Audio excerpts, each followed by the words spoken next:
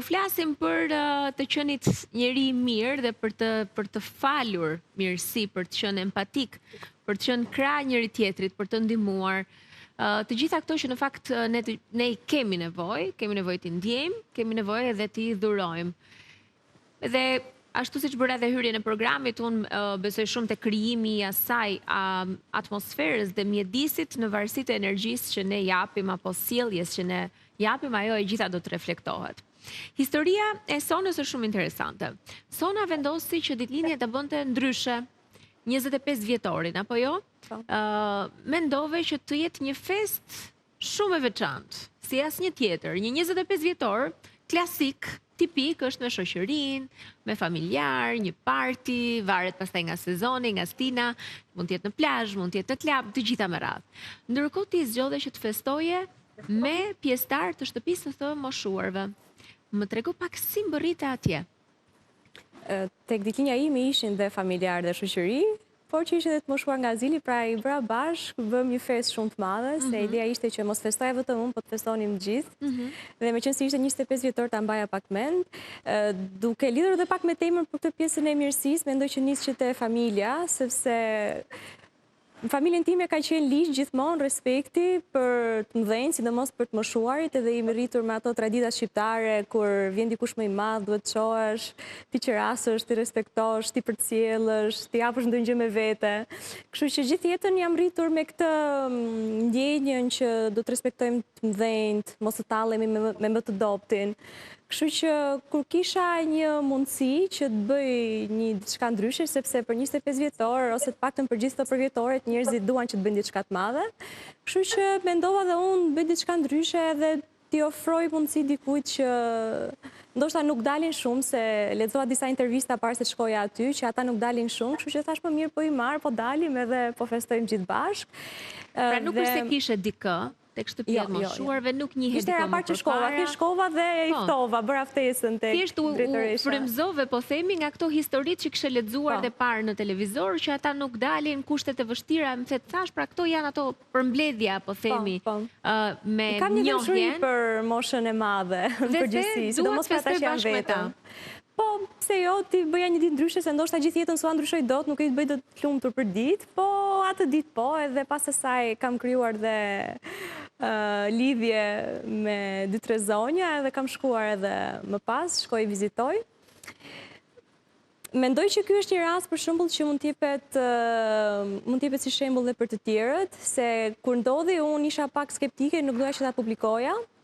Po pastaj thash pse jo, sepse unë kam gjithmonë këtë idenë që mediat sot edhe rrjetet sociale mbizotrohen nga lajmet negative, dhe sikur i ndikojnë shumë njerëzit negativisht, sepse ti shikon aq shumë lajme, krimesh, vjedhjesh, edhe mendoj një herë, po pse vetëm kriminal pas nga Shqipëria?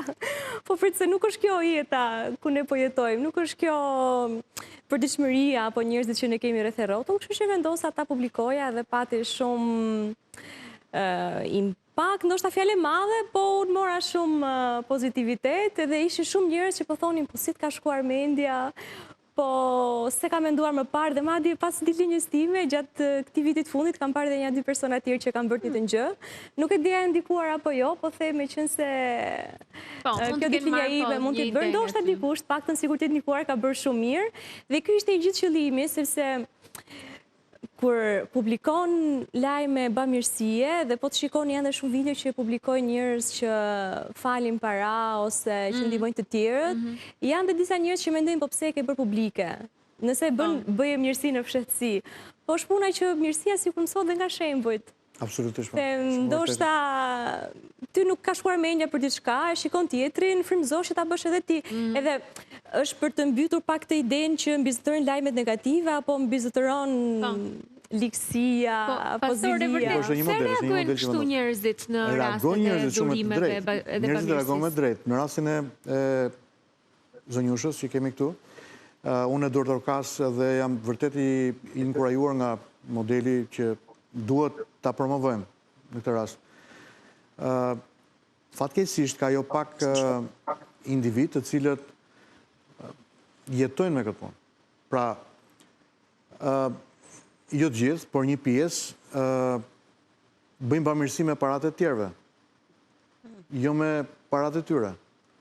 Pra, ka organizatat ndryshme, ka individ të ndryshme të cilët bëjnë thirrje për mbështetje, për solidaritet e tjerë, dhe familje, individ japin jo pak këtu, për kauzat saktura, dhe pastaj shndërrohet e gjitha në një ndërmarrje jo të vogël, financiare, e cila që të funksionojë duhet gjatë gjithë kohës të jetë përpara mediave, të jetë përpara ekraneve, të jetë përpara mediave sociale, dhe kjo është një histori e cila në fakt krijon efektin e kundërt, sepse mirësia duhet të jetë e lidhur me raportin individual, personal, të individit dhe të familjes, një raport i cili nuk synon të marrin mbrapsht asgjë.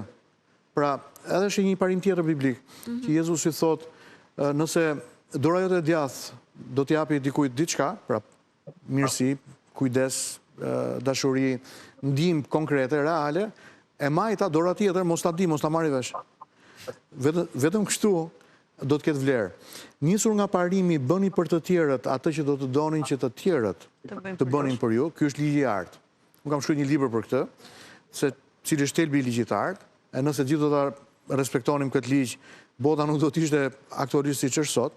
Pra, por niset nga një premisë deri diku dhe egocentrike, sepse niset nga premisa e vetes. Pra, bëj për të tjerët atë që ti do doje që të tjerët të bënin për ty.